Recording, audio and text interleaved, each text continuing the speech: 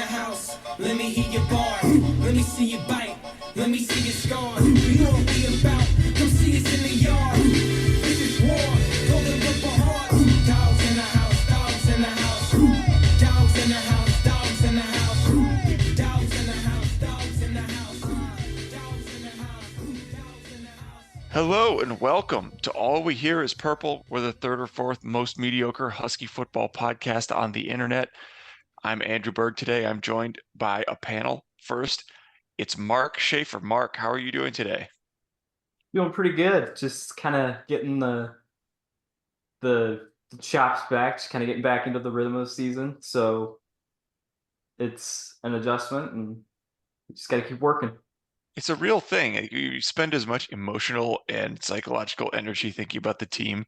Your routine changes when the season starts. I think that's definitely true. Yeah. And also on the panel today, our newest writer, UW Dog Pound. Welcome for podcast debut with Luke Kemper. Luke, how are you doing? Oh, living the dream every day. Yeah. So Luke has come to UW Dog Pound primarily as a recruiting writer, but also follows all things Huskies and going to give us some input on week one, what we have coming up, and so on. So let's talk about it. It's a week one win. It was 35-3 win over Weber State. My impression is that the overall reaction to the win has been satisfied, but a little bit mild in overall reaction. I'm sure some of that had to do with the fact that it was against an FCS team and not even a particularly elite FCS team. But on the other hand, 3 out of the 4 people who picked the game on our site picked Weber State to cover the spread, 27 points in the end. And UW ended up covering it pretty comfortably. So it must be something of a positive. Watching the game, it took a little while to get started. So, Luke, what were your feelings? It's 0-0 at the end of the first quarter. You're watching the game. The early Husky touchdown by Jonah Coleman was called back for a holding penalty.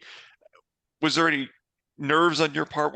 What was your impression of the game at that 0-0 at the end of the first quarter point?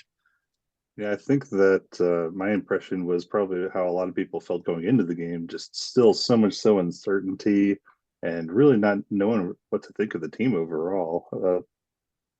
Their first drive, I mean, they didn't end up with any points because of a missed field goal, but they looked to be moving the ball pretty comfortably on the ground, and it definitely got the nerves going right away on the first drive of the game. But then defense settled in and looked pretty comfortable from there on out overall. But I mean, obviously, Jonah Coleman ripped off those 2 incredible runs back to back. Unfortunately, the 1 touchdown got called back, but it definitely got the taste in your mouth of, okay, this guy is definitely going to be special. But what else can the offense do if touchdowns are getting called back? What happens if Jonah Coleman is getting balled up because they're stacking the box against him? We brought in such a talented quarterback in Will Rogers, that he hasn't gotten fully comfortable through this first quarter. What are we missing? What is the team missing right now that 3 more quarters are going to be revealed? Yeah, and obviously those subsequent 3 quarters yielded 35 points, 3 Jonah Coleman touchdowns, and there were times when Will Rogers had to throw the ball and did it more effectively. He wasn't perfect by any stretch, but the end result, the numbers were pretty good. The completion percentage was high and so on. But I think it does bear talking about Coleman a little bit more. He was very important in this game. It's always hard to tell exactly what we learned about the overall team from a single game, a single data point. But Mark, you wrote in the What We Learned post on Monday about how Coleman kind of became the center of the offense. You might even call it the identity of the team from this, at least what we saw in this game. How much of that do you think was what we saw? It was matchup dependent. It was, well, we're still experimenting with offensive line configurations versus this is just kind of what the team wants to do. You have the bowling ball covered in knives who just runs through everybody. is that just kind of the strategy that you expect to see for most of the season? I think right now it's too hard to tell, and it's something that should become clearer as you get deeper into the season because the offensive line has to gel, and the way that you do that is by getting the running game going. Um, I was a little bit disappointed in the passing game because it seemed like there were a lot of throws that Will wanted to make, but he couldn't, and he took a sack off a safety blitz in the start of the third quarter, and senior quarterbacks, they should be smarter than that, you know what I mean? But then this is not the offense that we're used to seeing because we've been so spoiled with excellent passing attacks these past couple of years. Where Will is working with two tight ends, two wide receivers. You're running crossing routes, you're running dig routes, you're running drag routes, you're doing all the pro style stuff. So I think to judge him against Michael Penix is not fair to Will. And it's also just game one, so I don't think we should be worried about the passing attack quite yet. But yes, Jonah Coleman is clearly very talented, and I think he will be a centerpiece in this offense. Yeah, you mentioned Rodgers and the comparison to Penix. You're absolutely right that it is not fair to compare. And there are even things I'm sure that Rodgers does better than Penix, but noticeable, your mind gets broken a little bit because you start to just kind of get used to certain things. And there was an out route. I think it was thrown to Giles Jackson from the left hash to the right sideline. And I was just watching the ball get delivered, and the amount of time it took for the ball to get there, it wasn't a conscious thought, but the difference between I have grown to expect from watching Penix in terms of the velocity on the ball versus what we got from Rodgers, it was like twice as long for the ball to arrive at where it was supposed to go. And You're more than just anything, like, it was just a reminder. It's like, oh yeah, these are very different guys. And yeah, yeah, even and like, before Penix as well. I mean, Jacob Eason had a cannon for an arm. I mean, cross field throws were no Yeah. issue for him either. So the past two Yeah. quarterbacks, I mean, that's just what we had come to expect. But before him, we had Browning, who had pretty similar arm strength talent to Rodgers. And I mean, I still felt spoiled when we had Browning because that guy, like Rodgers, was just so smart and knew the offense so well. Yeah, in terms of talent, just in playing style, I was reminded a little bit of Jake Browning, and not kind of like the super magical sophomore year Jake Browning, but kind of what we got for the majority of his career. And I mean that as a very good thing. I was a big Jake Browning fan and supporter. So um, that I was reminded of that as well. Mark, you were going to say something. I mean, I was going to disagree with you, Andrew. I kind of got frustrated with Jake Browning his last couple of years because he didn't have the arm strength. And he was still trying to stretch it out like he still had something. But that was due to like, didn't he hurt his elbow in like I think fall his camp? shoulder. Yeah, Yeah. that I was think he a hurt his shoulder shoulder injury. between his sophomore and junior year. Yeah. Yeah. So that's something that's obviously out of your control, but And now he's like yeah. the third best quarterback in the NFL, even though he can't find a job. Uh, but I mean, obviously there were physical issues there because we saw him play last year in the NFL and it looked like a completely different uh, quarterback. Yeah. But speaking of injuries, there was at least one notable injury in this game. It was Quentin Moore, who we already had questions about the tight end depth coming into the year. Charlie Crowell got hurt in camp for the year. He was a freshman transfer from Arizona who is important because he is an actual scholarship tight end on the depth chart. Moore caught a pass over the middle. He got hit low, hit hard in the knee, came up gripping his knee, needed to be helped off the field. Jedd Fisch said he's likely only out a couple of weeks, or a week or two, I think the way he said it. We'll see about that. The entire depth chart is two tight ends who are on scholarship. Luke, how much of an issue do you think this is going to be? And are you worried about this long term, or is it something you think we could kind of work around? Well, first off, I want to give a shout out to Charlie Crowell. I can't even imagine the heartache that he has to go through as a true freshman and He's chomping at the bit, goes through everything in fall camp, suffers from friendly fire, and has to go down and miss the whole year. I mean, for someone who worked so hard his whole life to get onto a football scholarship, to have to miss your first full season, I can't even imagine how hard that is going to be mentally and physically to rehab through that. So we wish him the best there. But I think obviously with real two tight ends with Latu and DeGraff as your only two available scholarship tight ends. I mean, the first one is pretty obvious. You probably are not going to be using any 3 tight end sets. And as I've already mentioned, Jonah Coleman is quite the weapon. So to not be able to potentially bring in extra personnel from a 3 tight end set on a goal line stand, it could be potentially harmful in that aspect. You could probably play around with a couple of linemen and how you want to shake things out there, but with a couple of questions on the line in general, it could definitely create some personnel issues just from that package alone. But what Quentin Moore brought to the table was he was easily the most well-rounded tight end of the group, bar none.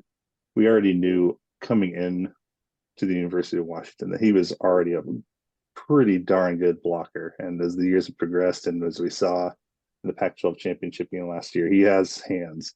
He didn't get the opportunity to really flash him last year just because we had 2 exceptionally talented tight ends in Westover and Culp catching so many great passes last year. But this was his year to show off that skill set, and with the blocking already pretty much down pat for him, he was going to be the most well-rounded and senior leader of that position group. So getting him going down is no small, it's a big deal. Let's just say that. Yeah. But between DeGraff and Latu, I think each one that has more of a defined specialty compared to the well-roundedness that Moore has. I would say that Latu, being 6'7" and having that size, he's probably the better blocker of the two. DeGraff's coming fresh out of high school, and most high school tight ends, him included, are mostly playing as big wide receivers, more so on the outside. So DeGraff is an excellent pass catcher. We saw him only touchdown from Rodgers when he was in. So obviously he's got the hands, he's got the route running ability. But as someone who wasn't asked to block all the time in high school, it's still something that he's getting used to as well. And he's a little on the smaller side compared to Latu at 6'3". So he has some improving to do there as well. And being able to only have one specialty between each of them, it can create potentially tip of the cap for the offense to the opposing defense of saying, oh, DeGraff's in, more likely to have a passing scenario, or vice versa. Who knows what the defenses might be able to read off of that based on their specialties. Yeah, that's a good point, that it'll be more situational. Although we probably would have done that anyway, even if Moore was healthy and used him on the obvious blocking downs. Worth noting, there's a walk-on, Owen Couts from Ballard High School, as the now, I guess, third string tight end. I think he weighs something like 225 or 230 pounds. He was a sprinter in high school, not your typical tight end. Trajectory, career progression. When I was reading about him, it got me thinking, like, do we have like a defensive end who could come in, who's played tight end in high school or But anything? I couldn't find anything. I didn't that's what I was research gonna too say. long. Like, what do you do if you need a guy on the goal line? Do you put like just like a big more athletic tackle in there or something? Yeah, There's no Disley on the roster right now. No. yeah. I think back of like Mike Vrabel doing that for the Yeah. Patriots. I I mean, mean, we have a we got Belichick. we got some we got some guys with experience in that tree, so maybe Carson Although Bruner. a lot of our linebackers are also kind of undersized. Yeah, Carson Bruner is probably the right pick. He has tight end in Yeah. his bloodline, right? Also Yeah. true. I'll just slot him in. I started thinking about our like not the top of the linebacker depth chart, but a little bit further down. And most of those guys are like 210 pounds too, like Kamori House, Parham, they're like smaller inside linebackers. But yeah, we'll vote on it, and we'll settle it. Carson Bruner will get at least one goal line tight end rep in the next 2 weeks. If that doesn't come true, then Florida State's going to go 0-13, which it might happen anyway. Okay. Yeah. I We've mean, talked mostly about Durfee might be an interesting player Durfee there as came to well. mind too. Oh, yeah. Jacob 6'5", he's athletic as all Played hell. fullback. Yeah, he could be like a Jake Westover H-back. Let's talk a little bit about the defense before we move on. It kind of, like I said, the whole game, it kind of felt like a lot of people were kind of shrugging at the. It is especially true of how the defense performed. You know, everybody, it seemed like the reaction was kind of like, well, there's a lot of work to be done on the defense. They didn't give up a touchdown. That's positive. Damon Bankston, the running back for Weber State, did have a few nice runs, but there was essentially no passing game. Richie Munoz was the quarterback. He was 11 for 32 for 98 yards, which is, you can do the math, extremely bad. Mark, how much of that do you think was the result of defensive performance versus just Weber State's own offensive incompetence? I think in this situation where it's like it's the first game with a new staff and a new system, you're kind of saying, all right, guys, just go do what you do. Just have your athletes be athletes. You know what I mean? I mean, you had Durfee almost get a pick six, and you had Bruner making plays. You had Camfab making plays. You had Ephesians Prysock making plays. Tristan Dunn, Thad Dixon, all of those guys got in there and they did what they needed to do. And I think a lot of it was our pass defense, I feel like, was a lot more solid than it was last year already. Because we're making tackles with those receivers that are out in space. Like we're pushing them to the sideline. We're like not giving them room to run. And that's something we can hang our hat on. But I am a little concerned if we're giving up 155 yards to an FCS team on the ground, because this is the Big Ten. This is a run-heavy conference. So I don't know about that. Yeah, I think that's a fair point. About the run defense, I was similarly impressed by how the secondary played. Dixon made some nice plays. Prysock just kind of shut down his side of the field. They only targeted him twice. There were no completions. One of them was almost intercepted. He kind of tiptoed along the sidelines and couldn't stay in bounds. Yeah, there was a badly called penalty by the referees. There was a lot of debate on that PI call as well. I think they were being way too harsh on him. Yeah. But overall, I thought he was one of the better defensive players in the game. Bruner made some nice plays. Even later in the game, when they had some of the second string in, you saw some nice linebacker play by the second string linebackers as well. So I thought overall, you're right. Like I don't know if we're going to ever be a lockdown run defense without more experienced size and high-end size on the interior of the defensive line. But mechanically, I thought, most of the linebackers were getting to the right spots, making tackles. I thought, the overall yardage, not ideal, but I didn't think the way that they played in run defense was obviously poor in any way, given the personnel.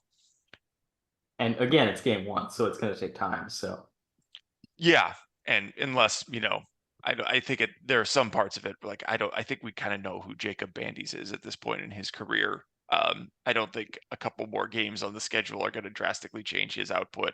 Not to single him out, but I think that's kind of true for the interior defensive line. Like, for other than Logan Segapolu, we kind of know who most of these guys are, and maybe we'll see big improvement from Javon Parker when he's able to play.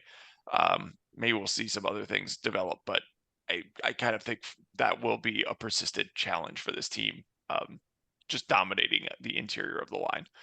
Let's take a break. We'll put a button on the Weber State conversation. We'll come back. We'll talk about Eastern Michigan. We'll talk a little bit about other college football news. And so stick around and we'll be right back.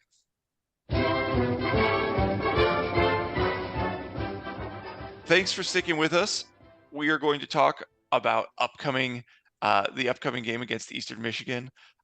My only association with this school is, well, two. When you drive from Detroit to Ann Arbor, you drive right through Ypsilanti. I had a cousin who lives in Ann Arbor, actually lives there again now. So I've made that drive a couple times.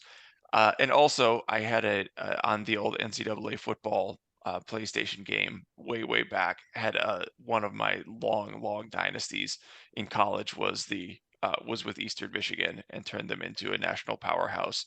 And my roommate and I always just referred to them as the boys from Ypsilanti.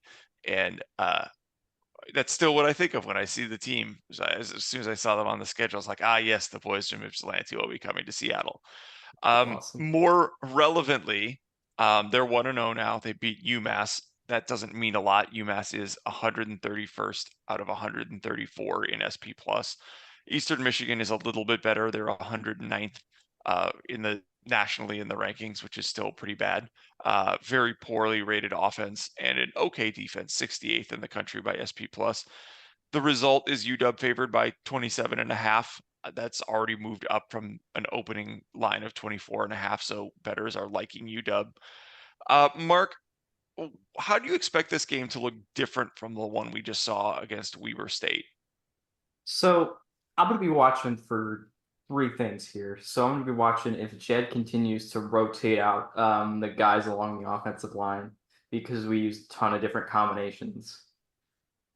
How much push we get up front on the defensive side of the ball, because I don't know if I really saw much of that. I mean, there were a couple plays where we got home and we just kind of flushed the quarterback out and he had to make bad throws or throw it away.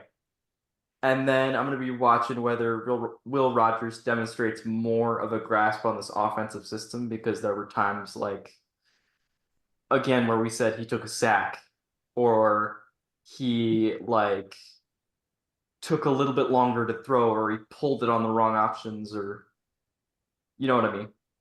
I'm not asking you to push the ball 50 yards downfield, but he needs to get more chemistry with his receivers. But that'll come. It's only game one again. I think this game and the next three games will tell us a lot about Jedd's identity for this program and where we're headed this season and probably beyond, but we don't really know about the second string too much yet, even though they played. We just need to see him in more extended time. And maybe if this game's a blowout, we could see Adam Muhammad, we could see Devon Williams, so look out for that. Yeah, it was nice. We didn't mention Demont Williams in the review of the Weber State game, but it was nice that he was able to get a few snaps. And Yeah, he like looked great. have full series. Yeah, he did not look like a true freshman. He looked much more comfortable, not perfect, but poised, and Yeah. obviously the athleticism and a very solid arm were on display. You're not going to get a lot of evidence about his ability to read like Michigan or Iowa's defense by playing Weber State. But he did what he could do given the situation, and that was a positive. Luke, is there anything particular either with Eastern Michigan or UW that you'll be watching most closely this week, in addition to some of those things that Mark noted? Yeah, I think Mark hit the nail on the head with quite a lot of things. I mean, particularly the offensive line, because I didn't imagine Drew as a party sliding over to left tackle. I can't even recall him taking any snaps at left tackle in fall camp. If he did, it was very few. So that definitely took me by surprise to see him slide over to left. But in addition to what Mark had mentioned, kind of going a little bit deeper on one of his points, I'd really like to see Hunter get more involved. He got a couple of targets, but Rogers only had 2 completions to wide receivers in Jackson and Boston. So I'd really love to see him get more involved. I mean, he is a contested catching machine. So if you give him a catchable ball, he's going to catch it. So I'd love to see him be a focal point of the offense next week. It's hard to miss him out there. He's 6'4". So like he was out there and like, why weren't they throwing to him? But I thought of that a couple times. Any number of things. Yeah, he had a couple targets, but I know one of them was a little low, like below the knees. Yeah. And I think he had another target or two, but just I call his number from the get-go, I think, is the move to get him really involved, continue to build that chemistry with Rodgers. I think he already demonstrated that chemistry with Denzel Boston and Giles Jackson in the first game. So let's get the entire main receiving core involved and continue to build upon that for the next 10 plus games after that. Yeah, I think that makes sense. I did think a couple times we leaned so heavily on Coleman in the short yardage and goal line situations when that might have also been options for Hunter. We just didn't even need to throw the ball. Maybe as the season goes on and teams do focus more on the uh, shutting down our running game in those close yardage situations, those will be opportunities for Hunter to get targeted more too. I did think interesting you noted that about as a party playing on the left. I'm not. I was surprised that we saw it in week one against live rounds. I was curious during fall camp when we, certainly made runs at left tackles in the transfer portal and didn't get any. And the result was we have one semi-experienced, pretty good tackle on the roster. And we were leaving him at right tackle. I thought it might make sense to at least try him at left tackle. I think that's kind of the normal trajectory for a player is if you have clearly one player who's your best tackle on your roster, you play them on the QB's blind side. But it didn't work out that way. We didn't go that way. I even asked Coach B last week in our preview episode about specifically about Solo because he seemed to me like the biggest question mark on the offensive line. And it took him a quarter to get pulled from the game. So maybe we'll see more of it as a party on as the season goes on. We'll see, but that's something that bears watching, I think, as well. Like, can Solo play better if he's going to continue to play on the left side? Let's so very quickly, if this spread remains 27.5, are either of you willing to take UW to cover that win by 4 touchdowns or more this week? Mark, what do you think? I would say no, Luke, but what about just you? under. My heart wants to say yes, but I learned from last season that any time my heart says yes, that means that they're not going to cover. I think they will handily win, but 4 touchdowns is quite a hefty spread to cover. I agree. I mean, I think that's the kind of the logical play, although that's what I thought last week and it didn't go that way. So who knows? I think it's at least debatable. Let's talk a little bit about some of the other top college football news. A little bit of a focus on the Big Ten and the West Coast. We used to say Pac-12 news. We're not going to say that anymore. Although I did see a stat that the remaining Pac-2 has a higher conference Sagarin rating than the ACC right now, which is hilarious.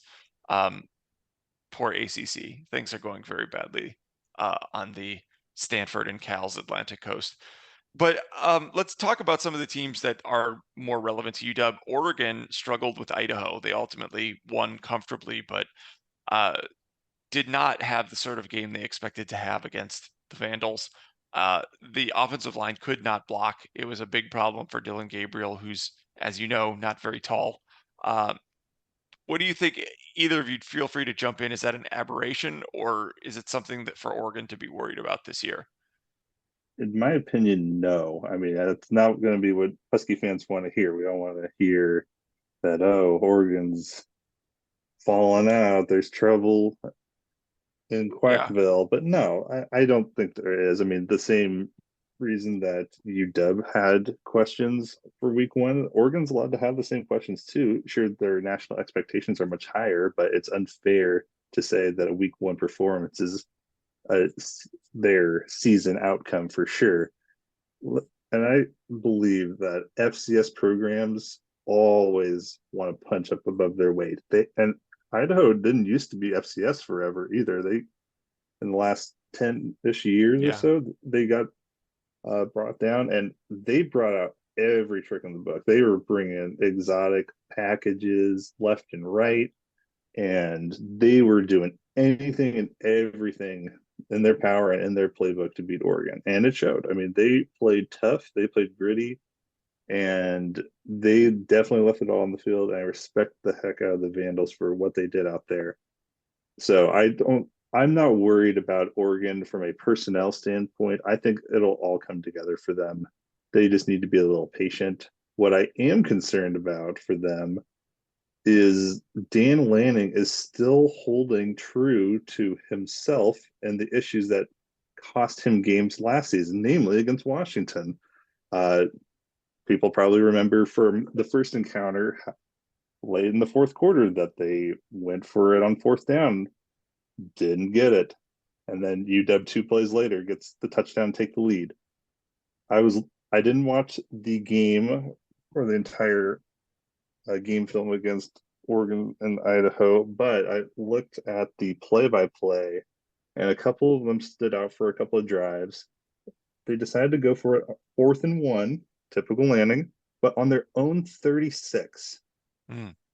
And that one seemed a little odd, so deep in your territory. And then 1 play later, Idaho calls a flea flicker and gets a touchdown. Earlier in the game, they went for it on their own 45, 4th and 3, though, instead of 4th and 1, and they don't get it. And at that point, their defense hadn't surrendered a single point. So what is their driving factor for being so aggressive at that point? I feel like that's almost a little bit of a dig at their defense, who has so many talented players at pretty much every position group for them. So I'm worried for Oregon in the sense that Dan Lanning still hasn't learned the lesson that cost him games last year, and it's 3rd year as a head coach.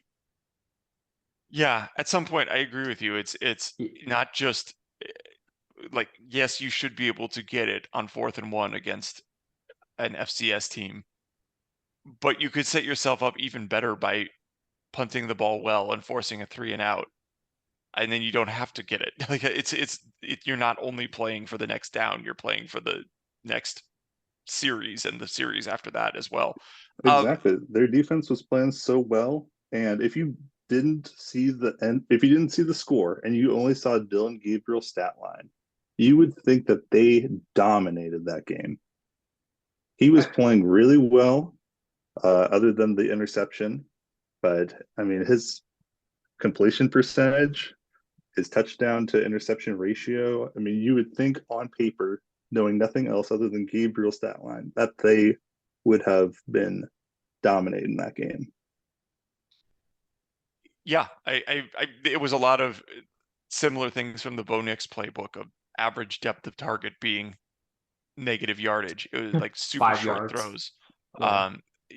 I mean, he threw 49 passes, which is a very large number. 380 yards is good, but it takes you that many throws to get there. It's not like an eye-popping number of or total yardage. Another team, another Big Ten recent joiner, who has a lot to feel good about is USC. We talked about teams who are not coming into the year firing on all cylinders. USC looked like a very different team in week 1, beating number 13 LSU 27-20 in Las Vegas. Miller Moss picked up where he left off from the bowl game. He was efficient. He made big plays. He used Zachariah Branch and some of the playmakers they have. But more importantly, they held an opponent to 20 points. That's just like not something they did against good teams last year. It's not something they did against bad teams. It's a big difference immediately. How much does this, Mark, change your perception of where USC can go this year? I mean, USC, for as long as Lincoln Riley's been there, I think this is year 3. So USC, we know how USC is going to look offensively this year, right? In year 3 of the Lincoln Riley reign. I don't want to call it an experiment because it's not that. They have a good quarterback in Miller Moss who's gonna make the decisions. He's gonna make all the throws, and then they have a couple of good wide receivers in Zachariah Branch, great speed, and Kyron Hudson, who obviously had that one-handed catch over 2 defenders.